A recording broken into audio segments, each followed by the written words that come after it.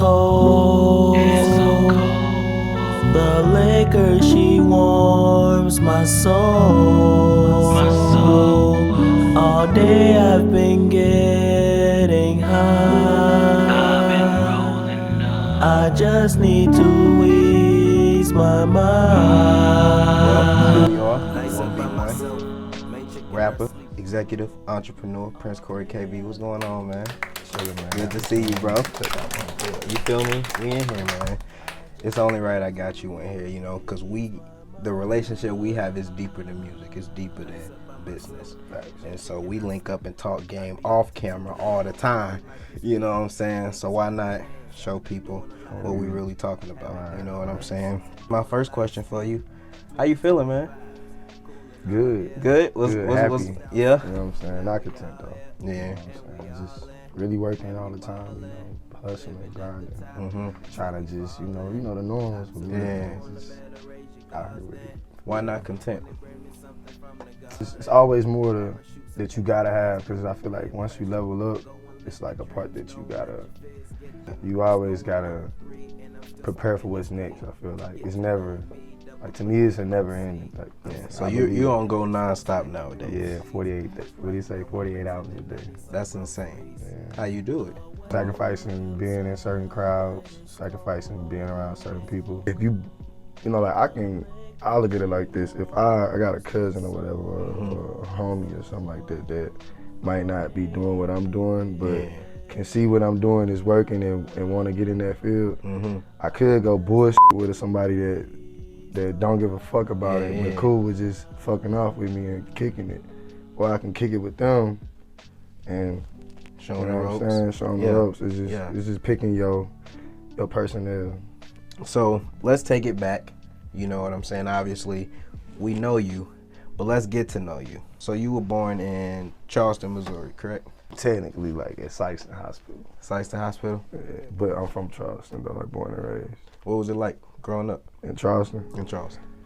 I say like you learned things at an early age. Like social media was outside. Like for our generation, it was so easy to use because it was already outside for us. Like, I was already knowing things I probably shouldn't have knew. Yeah. Like stuff I was learning was just being like a curious kid. Like, you know what I'm saying? Like growing up in Charleston, I was just one of the curious kids, but like it was different, bro. Like we grew up, you know, just like any other place. Like every place got a hood. Like, you know what I'm saying? The same shit. Like dealers, killers. Yeah.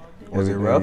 Me, I had like my mom, my grandma, you know what I'm saying? I had my mom and my dad, but my dad like lived in a whole nother, since before I was born, he lived in St. Louis. Yeah. So like I really just lived with my mom, and my grandma, but like we stayed in the house and stuff. We still I still experienced like the same stuff, like the shootings, the break-ins. Like when I was like in the 5th grade, I was in the drug bus.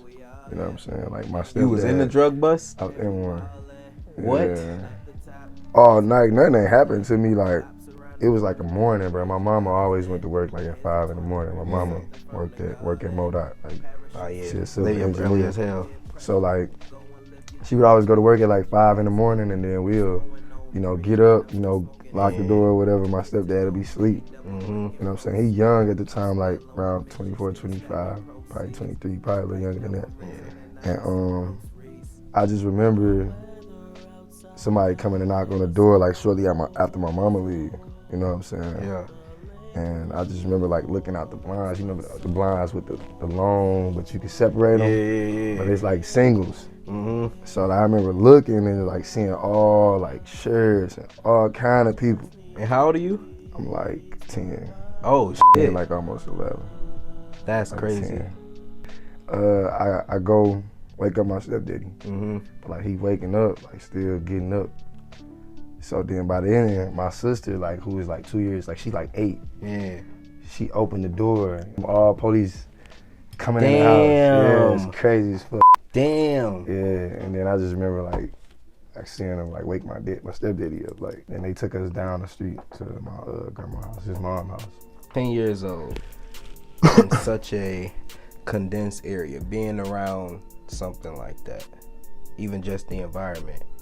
How did it shape you?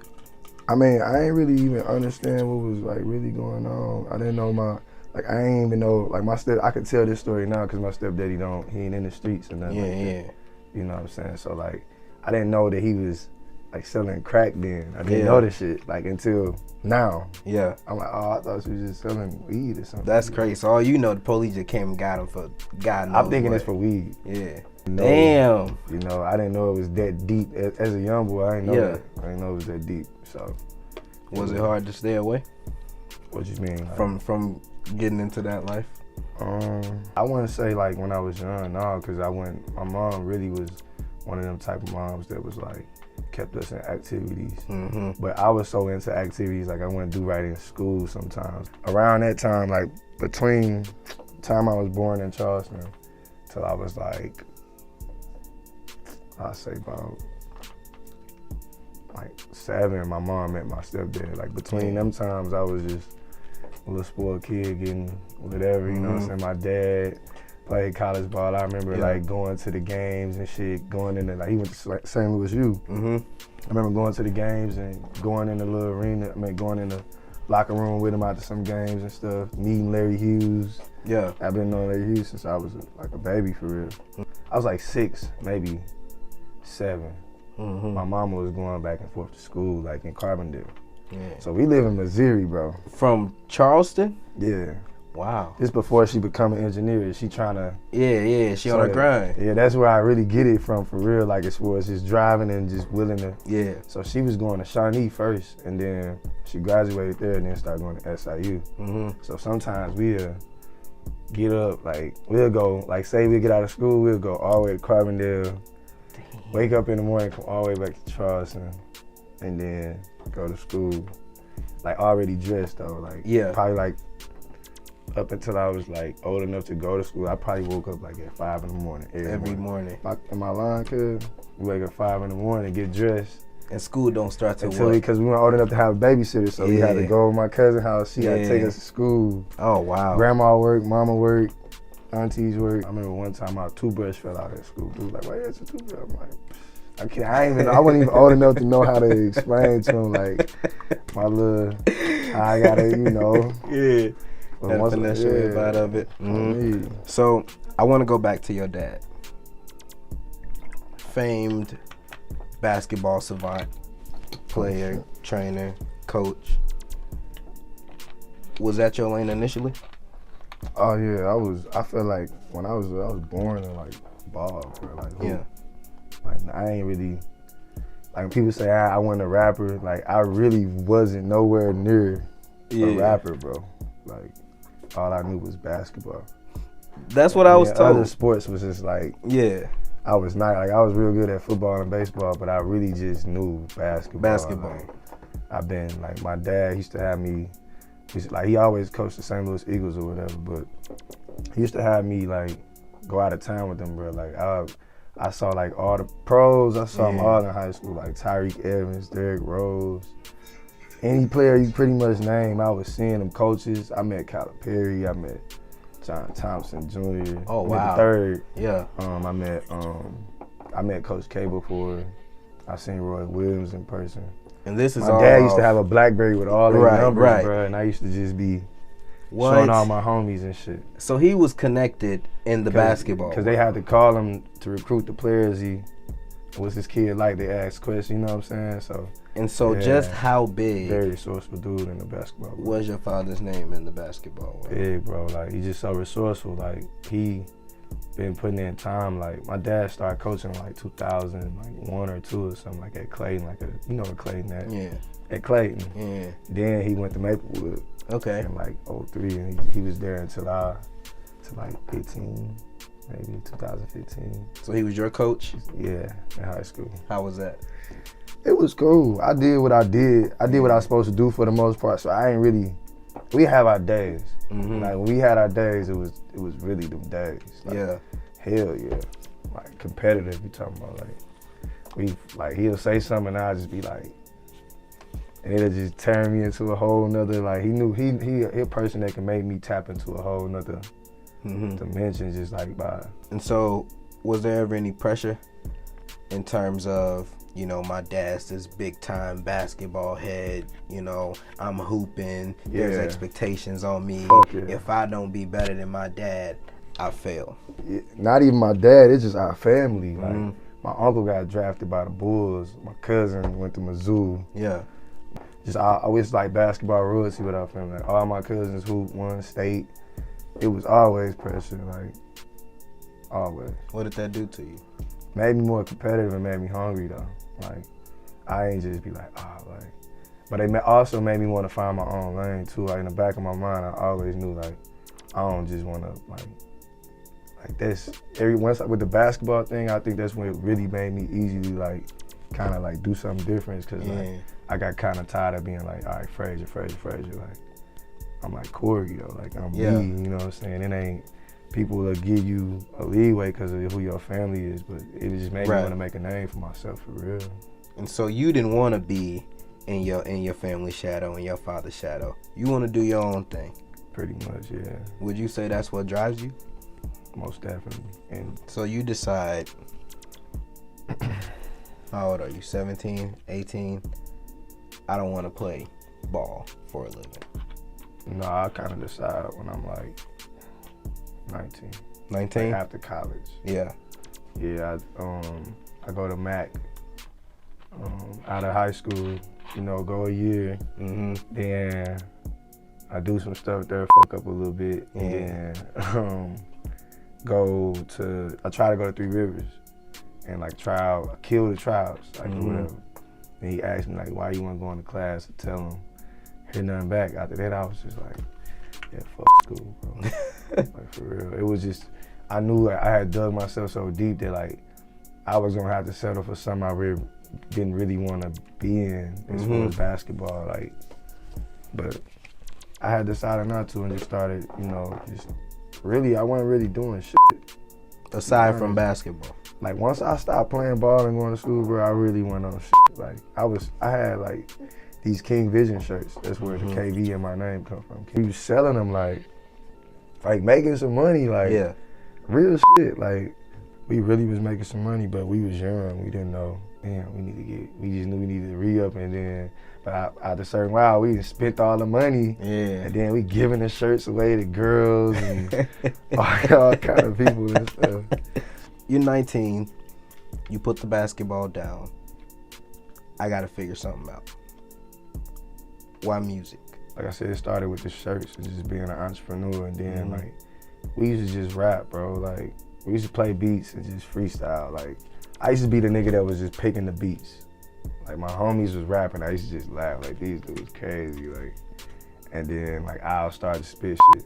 I started spitting, and I'll just keep doing it more often, I guess. I started liking it, and then I think one time we had rapped and we recorded. We started recording shit. So we playing it for people getting in the car, like, recording it and shit, like, over the 2 phones and shit. So I played it for my homie Real. He was like first person, I ain't even gonna lie, it was like, you be saying some little shit. Like, and I started laughing, and he's like, nah, you really do though, you be fuck with it a little bit.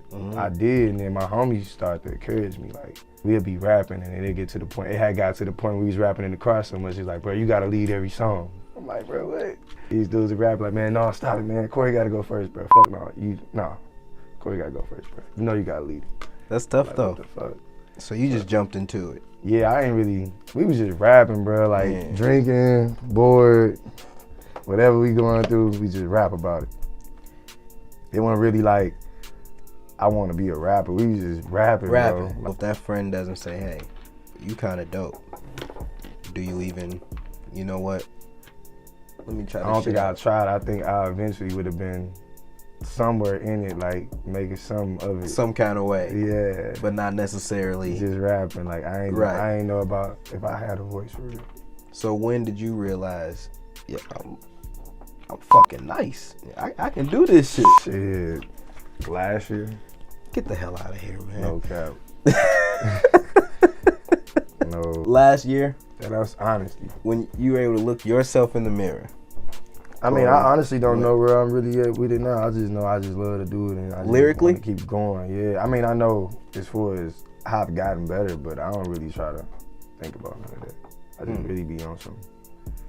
When I like for real, bro, I fuck with music when I fuck with it. Like, I really love it. But I be doing so many other things, but as far as behind the scenes and trying to really market my shit and promote it and get it in the right people's hands. I know I'm getting better with it, but it also comes from like being around the people I be around, like you, Trey, you know, just anybody lyrics, Juanice, anybody, you know what I'm saying, Sosa, just Maul, just talking to people about different music. Even my dad, like, I always be asking people stuff for it. Like anybody that I really rock with, we talk music, we talk opinions. Yeah. Bean, we really talk about, like, we really be on some in-depth stuff. Like, even I got cousins, we all just, yeah. Would you say y'all inspire each other? Yeah. Yeah, motivate too, motivation, for sure. I'm glad you used motivation. I was talking to Juanice and asked her what was it like to be in the studio with you.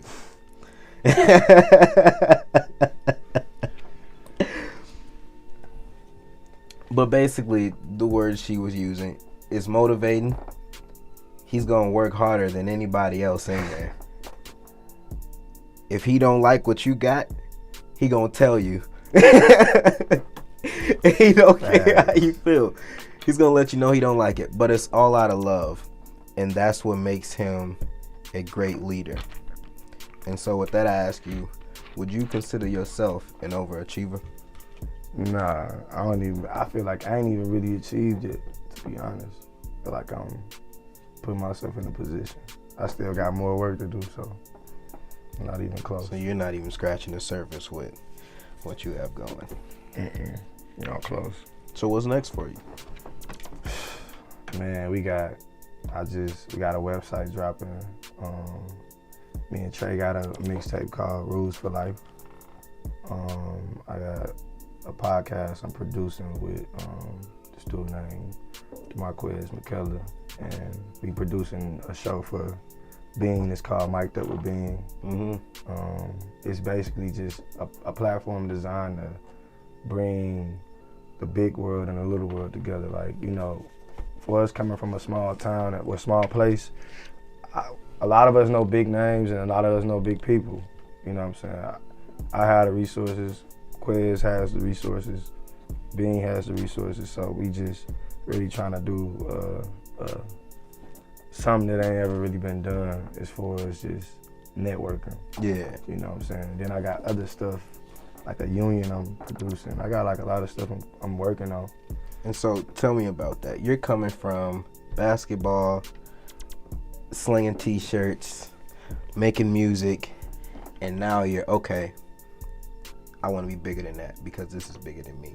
Right. I know I can hustle. I know I can make music.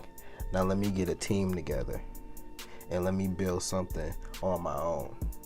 And that's when you form King Vision Records. What was formerly King Vision Records? Well, it really was just off of, it really wasn't even there, like after the show.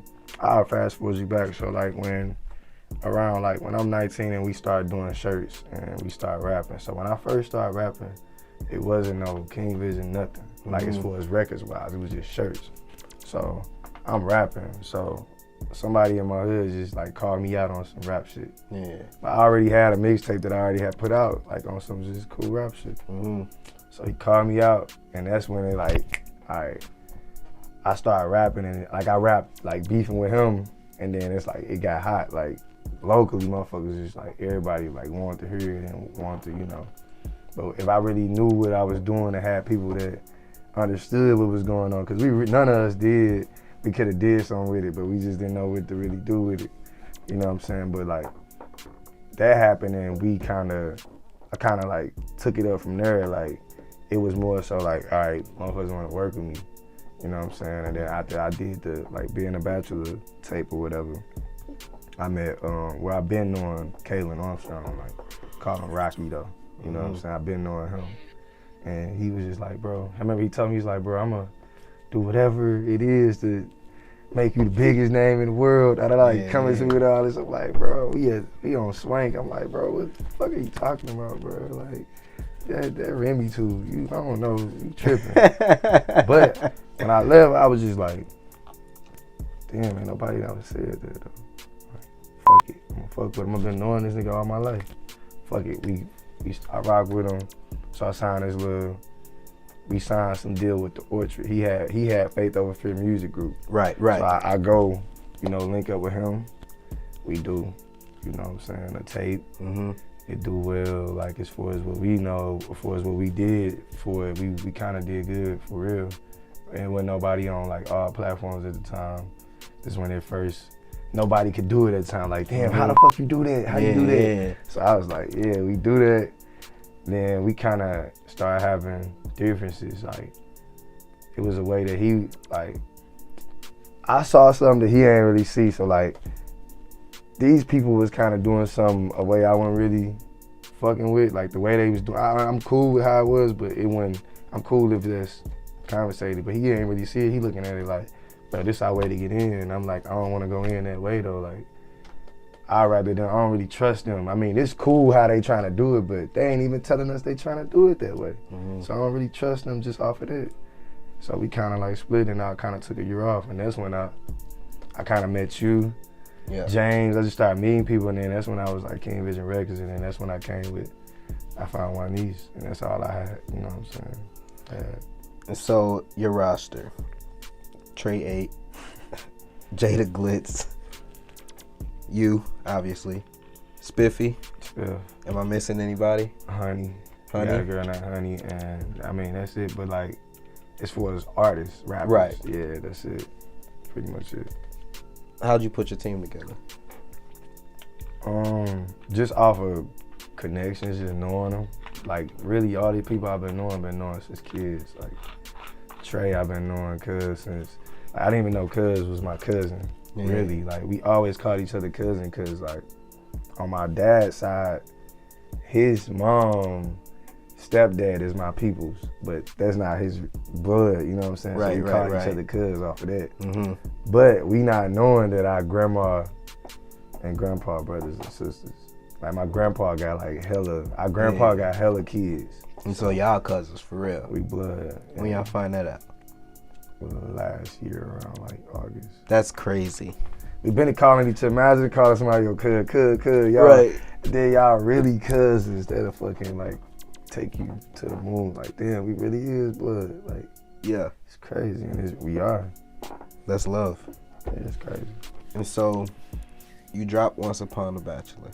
Yeah. What happens afterwards? Like, typical stuff. Like, shit, nothing really happened. Like, it was we got streams and stuff, but we ain't know like I said, we ain't had no plan or nothing for real. We had plans of like, one thing I knew Kaylin was gonna make sure we did was travel and get and talk to the people we need to talk to. Mm-hmm. Now, as far as us having everything we need to have with us, we was gonna have to work with that. But I knew one thing, that we was gonna make the move. We was gonna get where we need to do, and he'll do anything to do that. I knew that for a fact. You know what I'm saying? But like, and I just saw like, I was willing to just take my own toll out to that. Like, it was just too much going on. Like, life hit, of course. Like, you know what I'm saying? When that dropped like 2018, I believe. 18. So that's 18. like, my daughter was just born when I think that dropped. It dropped like she was like 1. My second daughter, she was like 1. So. Because I believe you followed with Better Than the Rest. Yeah. And then you get to Nina's Only Son. Actually, I did Ladies Love Vibes before Nina's Only Son. The EP. Yeah. I remember that. So, you and Nina's Only Son. At this point, your name's in the street. Your name is popping. They hear princecoreykv 8 times out of 10. They gonna know who you are. Facts. What did it take for you to not only bring yourself to that point, but say, you know what, I'm gonna bring you, and you with me, and we gonna do this shit together? Like I said, it kind of just happened organically. Like I said, I've been knowing Trey, and then like Trey wasn't always a rapper. Trey was a little dude that used to hang around, kind of like how my situation was. He just hang around, and man, y'all need to rap on this, and then he might freestyle. Yeah. But then when it come to a real song, he be like, it ain't ready. Like, cuz told me he wasn't ready for like a year. Then he finally rapped. I was like, damn, bro, you hard, bro. Yeah. I let a few niggas hear him, like, damn. Then like one niece, my best friend Darian, he like, man, you gotta hear this little girl, bro. Like, I was on Snapchat, she was playing your music, and I told her I knew you, and she ain't believe me. And I was like, yeah, I do know, that's my man. It's like, you need to fuck with me, I need to do a song. He played the song, song We Come Record, Off-White. Yeah. So she played it. I remember hearing it, I'm like, damn. And I remember like the girl I was with at the time, like, listen to this shit, this little girl, like, she hard. She thought she was Moet. Cause Moet was like the honey, we call her honey now, but I'm gonna call her Moet cause it's her real name. But I've been knowing her since we was like all our life. Like they stayed across the street. Her sister, like my sister, you know what I'm saying? We been knowing each other, like we brothers and sisters for real. We just ain't blood, you know what I'm saying? Like, man, like Spiff, and knowing like we been knowing each other before we was born basically, cause our parents was tight in high school, like, you know what I'm saying? So like, it really just family. Yeah. Does it make it harder that way? From a business standpoint? No, cause like everybody really be doing their own thing. I understand. Like when these people, like I've been on them for years. Like look, and then it's like now they see like I can show you what I'm saying with now. Like I got something to show you and bring you to. Cause I would never just. If anything, I'll take you to the studio, but I never promise nobody nothing that I can't offer and then like you know can't, you know what I'm saying, be resourceful for or responsible for. I wouldn't. So when I really come to you and it's like I used to always tell them like, bro, when I got it, I'm coming to get you. And then when I really come, it's like, damn, like bro, when I'm playing, like, you know. I want to ask you about that.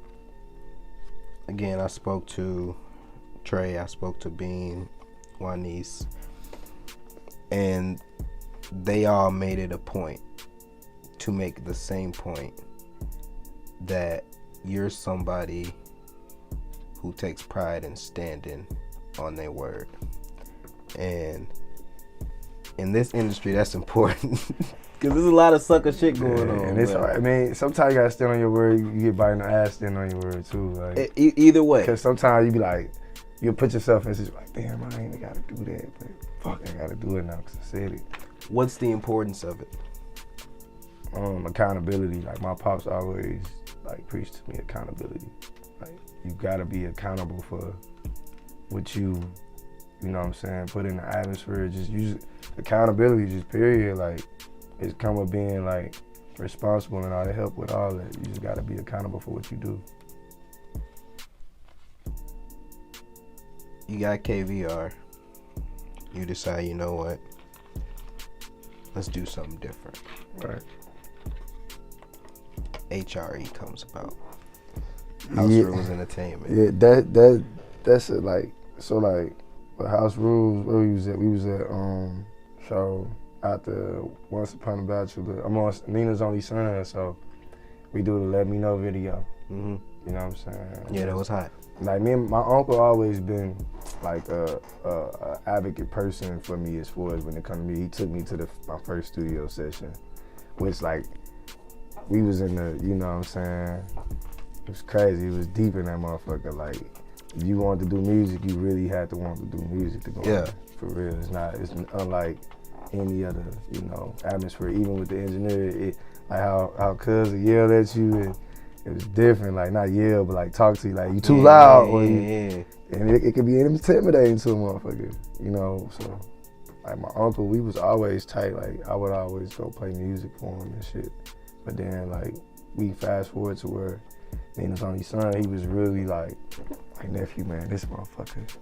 Then you know that's his sister, so like this motherfucker, like man, this motherfucker hard. And I had the song Let Me Know with the real sample. So we doing the video and it's just, I was just like, man, we need to start a label, man. Like, and that's how it was. Like I was just real, like I knew I wanted to rebrand. I was looking for a rebrand, like as far as label wise. And I was like, man, I need something. And then like after the video, we edited and it's like, my uncle was like, we was talking. He was like, yeah, man, cause we gotta we gotta, he said something about like, we gotta do something. And I was like, yeah, it's the house rules, man. It's the house. He's like, yeah, and if you, like you said, the house rules. I'm like, that's the label, house rules entertainment. And that's how I roll, and I just roll and just stuck with it. Like, once I said it, I was like, yeah, this shit ringy. But it was a lot of work getting it started for real, rebranding, like really. What kickstarted it? I think my video, like the Nina's Only Son, honestly. Yeah, because I remember you had a whole vision for King Vision, no like, pun intended. No cap. You know what I'm saying? You had a rollout, and so what made you say, let's switch it up, repackage it, send it out like this? Cause King Vision was like, I can't say what it's gonna be. I'm gonna tell y'all what it's gonna be. But it was more so like once I figured that out, I was like, ain't no way I want that to just be that, like flat out. So it was more so like I said, I wanted to rebrand, and it was just time for real. I needed something new, and like House Rules, this was like at the time, bro. Like I said, everybody go through typical stuff. Everybody be hustling in the streets and stuff like this. So like the time, it was just like, man, like not really. It was a tough time, so it was just, I don't know, bro. It was just, I needed something new. Like I really did. And I really was, like I was going to my uncle every day.